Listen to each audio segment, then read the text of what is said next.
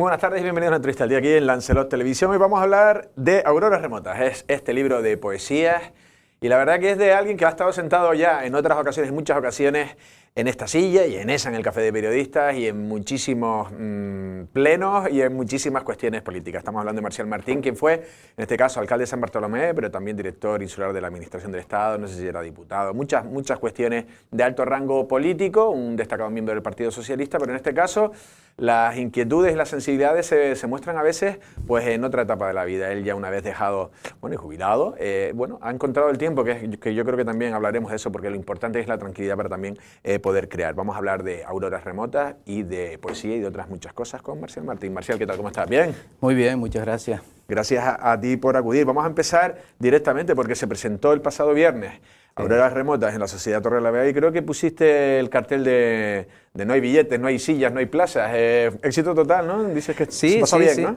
Sí, estuvo realmente a tope. Yo soy el primer sorprendido de la capacidad que tenía la gente de atención. Acudió muchísima gente, estaba, como decimos, hasta la bandera, ¿no? Incluso la gente del Torre de la Vega estaba muy contenta, porque le imprimimos una dinámica también completamente diferente.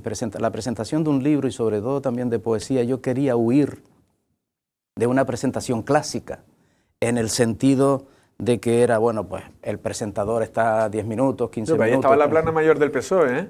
Sí, pero también había muchos amigos, muchos trabajadores, mucha gente interesada en la poesía, en la literatura. Estaba gente de Letras para el Alma, Jueves Literario, mucha gente vinculada a la parte cultural de la isla, no solo de Arrecife, sino también de la isla.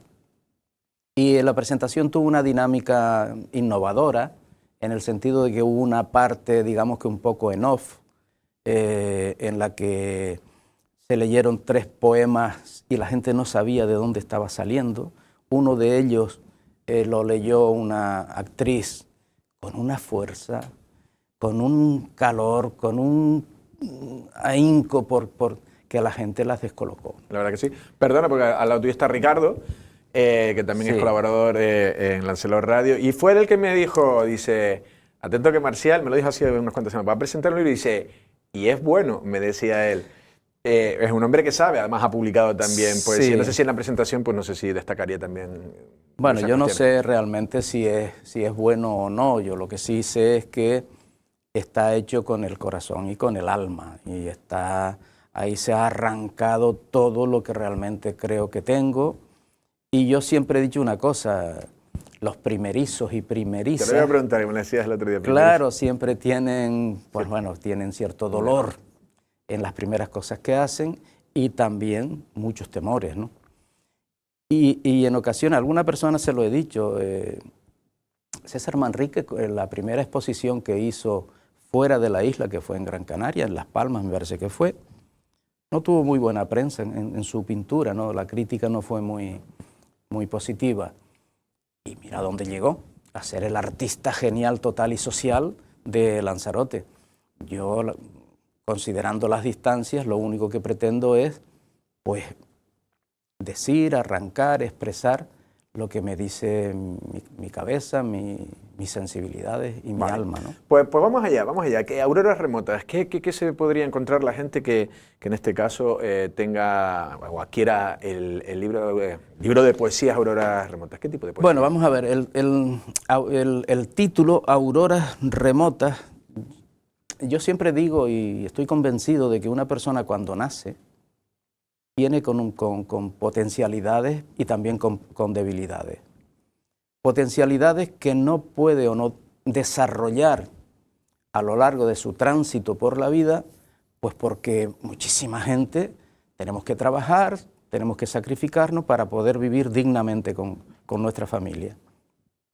En mi caso, en la red de centros de arte, cultura y turismo, que es realmente lo que llevo dentro como trabajador y testigo de la creación de los centros, y después como director de los centros, bueno, pues el trabajo era de 10, 12 horas, 14 horas diarias, en las que todas esas sensibilidades pues quedaron aparcadas, varadas en el camino, hasta que encuentras un momento de sosiego, de paz, de tranquilidad, te encuentras contigo mismo y aparecen esas sensibilidades. ¿Pero y cómo era? ¿Eras disciplinado? Es decir, bueno, ahora ya tengo el tiempo y me pongo de tal hora a tal hora todos los días. No.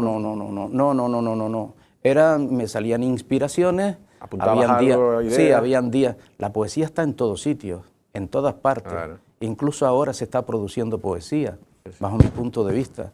No, yo no tenía ninguna disciplina en absoluto.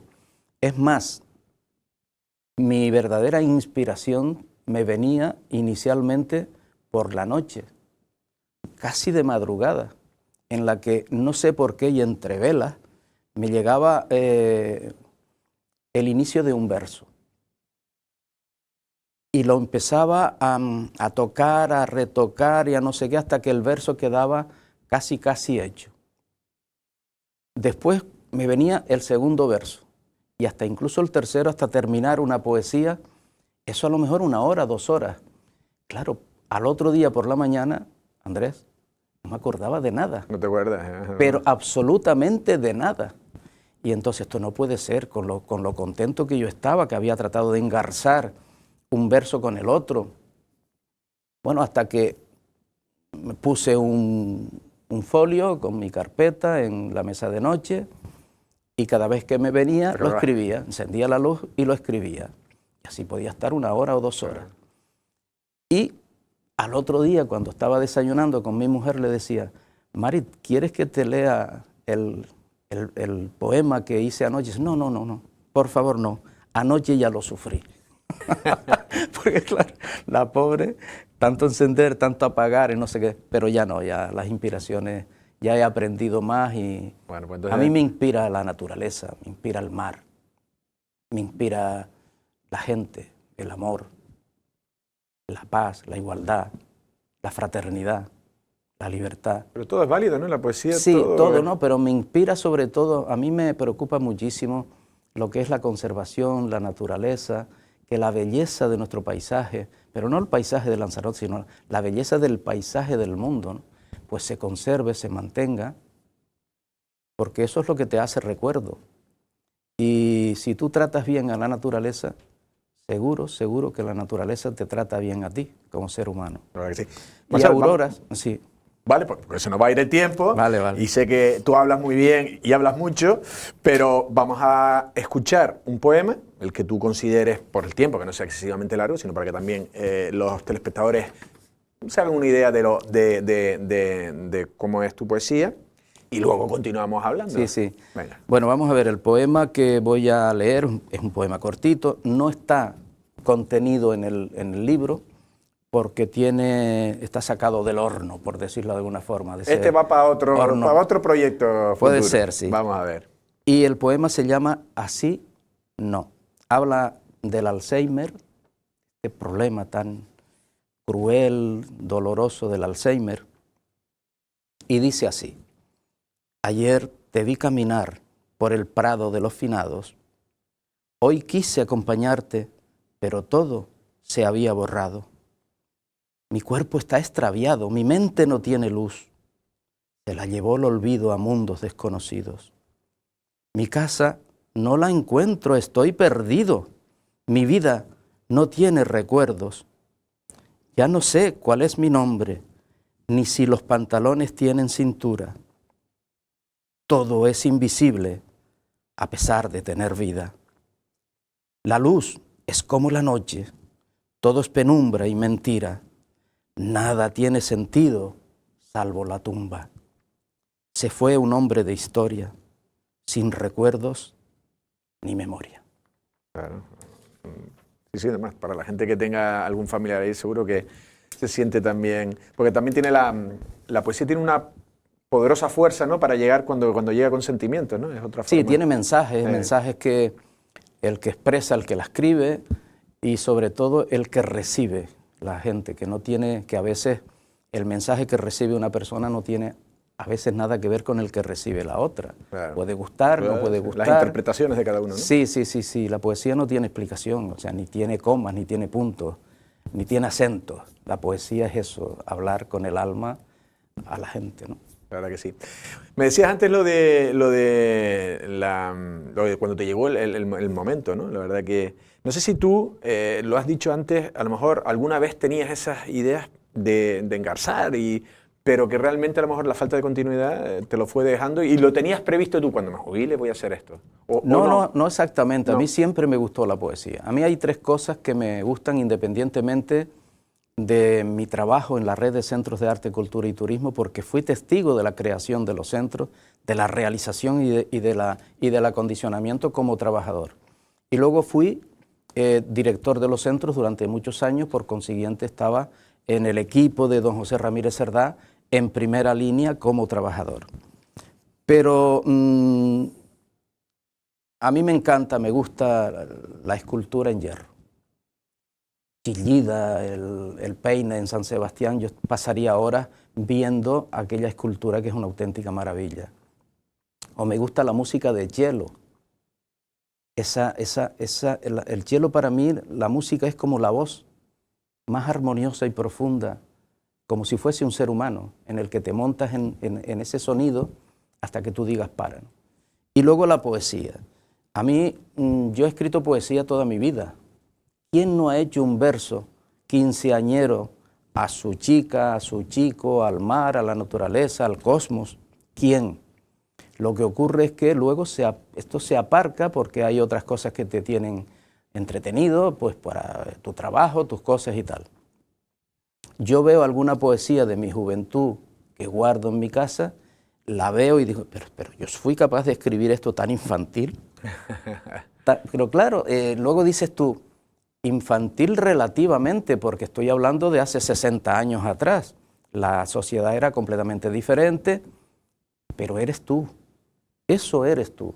Y yo animo a toda la gente que tiene sensibilidades, no solo en la poesía, sino en la literatura, en la pintura, en el arte en general, que se destape, que lo haga, que sea rompedor, que lo exprese, que lo diga, que lo exponga, porque eso es lo que le libera. Sí, hombre, y sobre todo porque deja su rastro, su señal a sus familiares y a las personas del futuro. Yo creo que cuando mis nietos o mis bisnietos, dentro de 30 años, digo, ¿quién fue mi abuelo? Pues ve una publicación o va al ordenador que no lo ha publicado y dice, pues fue fulanito, hizo tal cosa, no sé qué tal. Yo creo que la gente se debe animar en eso. Y auroras remotas, porque la salida del sol, yo nunca he visto una salida del sol en un prado, en montaña, yo siempre he visto la salida del sol en el mar, como buen isleño y seguramente tú también. Sí, sí, además. Salvo a lo mejor cuando estudiaste fuera. No, y en mi casa sí. también. Y eso cuando sale el sol por el mar, sí. esos colores indefinidos, rojos, naranjas, no sé qué, esas auroras a mí me llegan, ¿no?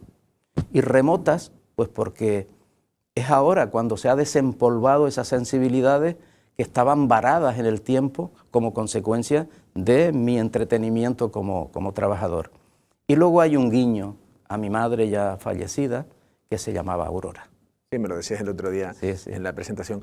Tú como político, y bueno, tú fuiste alcalde y otros cargos, no sé si cuando se presentaba algún libro en San Bartolomé, no sé si intentabas propiciarlo, intentabas ayudar, intentabas en las presentaciones, no sé, darle un guiño, un cariño especial. ¿O? Sí, bueno, en las presentaciones yo siempre no hacía una presentación, digamos que encorsetada y como muy oficializada, sino yo trataba de meterme en la persona que había escrito el libro o la novela o el poemario. Sí.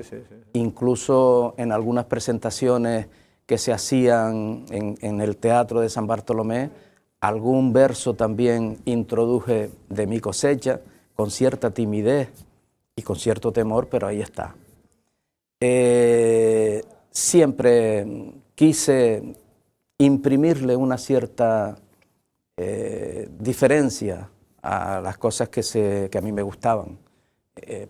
Presentar un libro es un acontecimiento, no solo para el que lo presenta, sino también para el que lo recibe.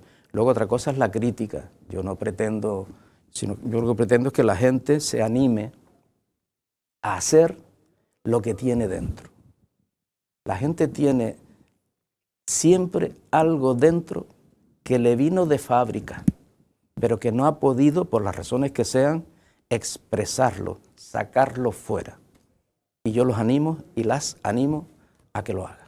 Yo la verdad que sí, lo que pasa es que también ya lo comentábamos antes de empezar y uno también, bueno, yo también tengo artículos, además te entiendo porque por ejemplo muchas de las ideas cuando tengo que escribir artículos para el mensual y muchas veces voy caminando, voy con música y digo, esto es, y luego se te olvida, como no tengas para apuntarlo y tal, y a veces he perdido alguna idea que creí que era buena. Y también la parte más creativa, y como dices tú, también hay cosas que sé que quedarán también, pues porque en ese tipo de escritos van tus sentimientos sobre unos temas o tal, y la gente puede tener de ti.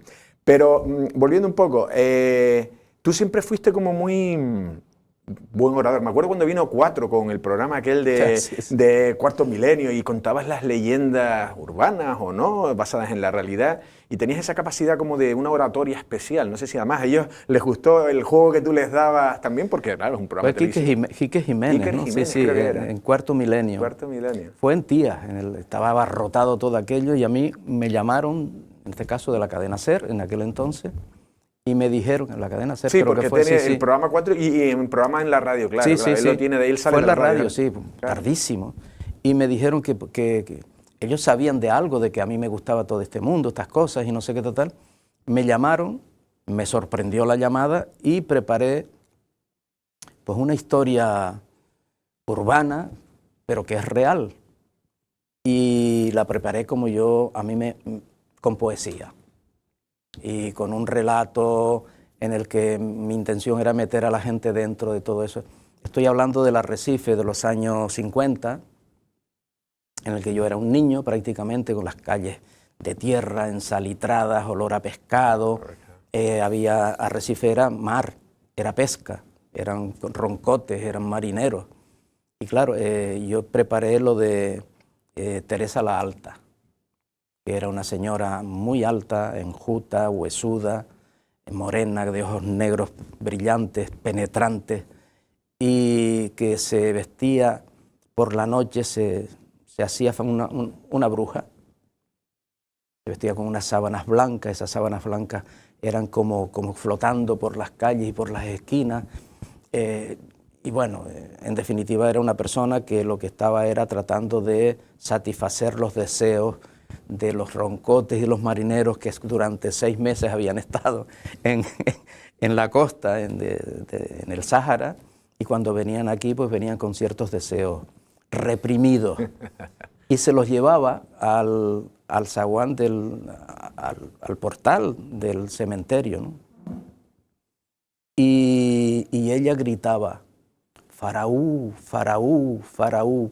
Y yo no sé lo que significa Faraú, pero en definitiva lo citaba allí para hacer el amor. Mira, la verdad, la historia. Bueno, ya terminando, proyectos, futuros proyectos, porque ya yo entiendo que va a haber más, va a haber, no sé si otro libro o... Sí, bueno, independientemente de que en este libro, Auroras Remotas de Poesía, hay poesía, 87, hay elegías, hay prosa y hay también greguería. El proyecto en el que todavía estoy caminando, pero está muy, muy avanzado, es una especie de crónica de la red de centros de arte, cultura y turismo del Cabildo, en la que yo me realicé como persona, como profesional, y en la que he disfrutado toda mi vida.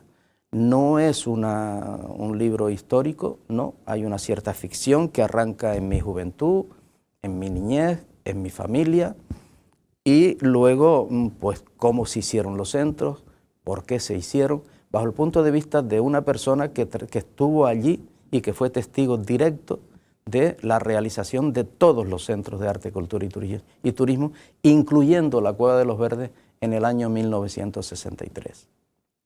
¿Pero estaría contado de una forma distinta o es una crónica? No, ¿O es personalizado en una persona, en un protagonista? O... No, yo no soy escritor, Andrés.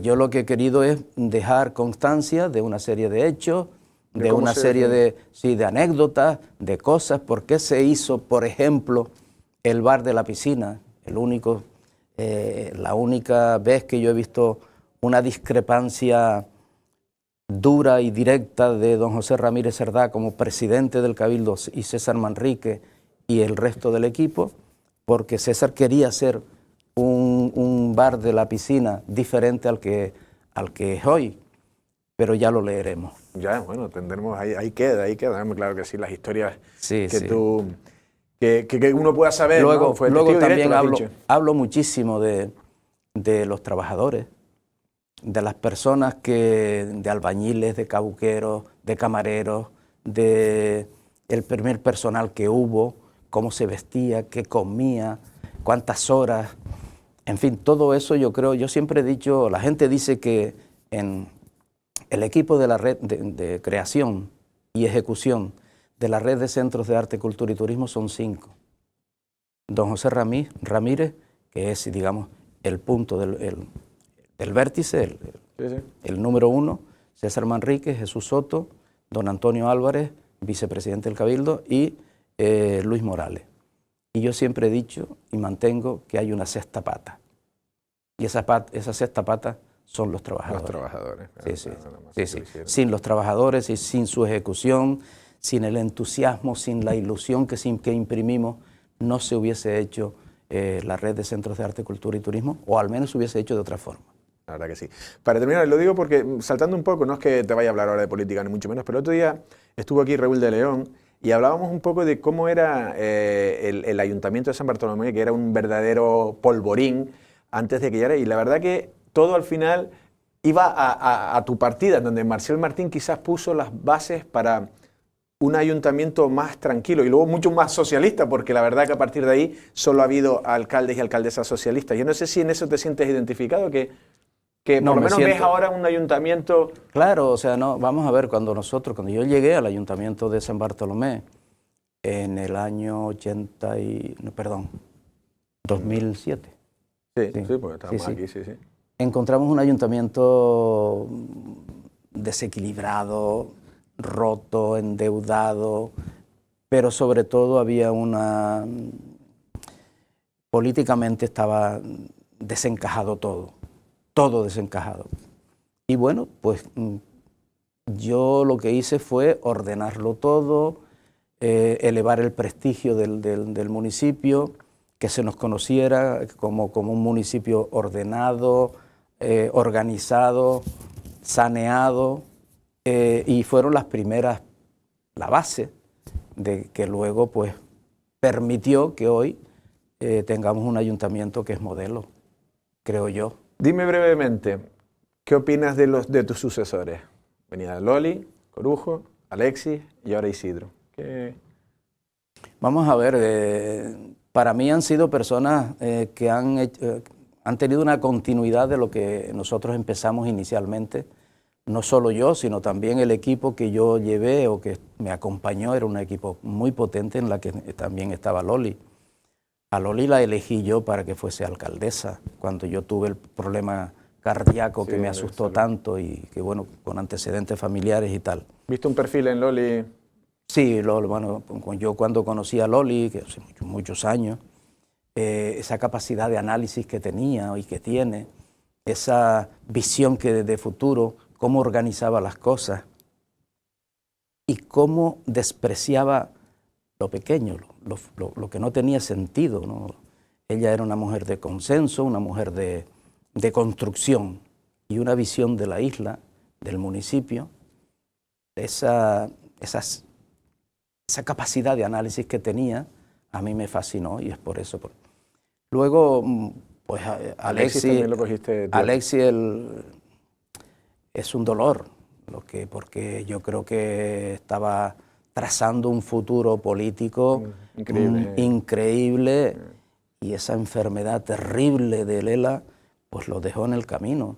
Y sobre todo también valoro la valentía, ¿no? Si me lo permiten, hasta los huevos de decir, yo no quiero que me enchufen en nada, vamos a terminar esto y adiós. Perdonen por la palabra malsonante del tema, ¿no?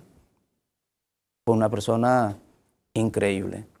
Y Isidro es un alcalde de sosiego, de futuro, que está desbrozando caminos para que San Bartolomé continúe en la línea que se emprendió en el año 97 y que tiene de alguna forma el socialismo abrillantándose Sí, ¿no? Lo tiene ahí. en el municipio. Yo creo que el municipio está en muy buenas manos con Isidro. Bueno, pues empezó en ti y ahí lo tenemos. Marcial, ha sido un verdadero placer y esperemos que Auroras Remotas, pues bueno, que la gente lo adquiera, me imagino que en las principales librerías, ¿no? Yo no lo sé exactamente porque yo no me dedico a estas cosas. Tendré que hablar con la empresa que lo hizo a ver cómo se va a distribuir todo eso, porque es una faceta que yo desconozco. Yo no sé si afortunadamente o no, pero seguramente afortunadamente porque yo no estoy persiguiendo nada lucrativo, sino simplemente que se me conozca. Porque si tú lees Auroras Remotas, empezarás a conocerme incluso mucho mejor que lo que... Sí, mucho más en profundidad. Marcial, ha sido un verdadero placer. Muchísimas gracias. A ti, Andrés. Gracias. Bueno, las palabras de Marcial Martín, en este caso, viene a hablar de su libro, y nunca mejor dicho, de Auroras Remotas, ese libro de poesía en el que lo que ha dicho, ha plasmado inquietudes que tenía que hasta que pudo encontrar un poco de tiempo, porque la verdad que el hombre ha trabajado, pues ya se plasmaron incluso esa poesía que ha leído, que será para futuros trabajos, porque es de, como dijo él, de recién salida de un estilo personal y como dice, cada uno tenemos nuestras inquietudes creativas, en este caso él derivó en poesía. Nosotros sin más nos despedimos. Pasen una feliz tarde.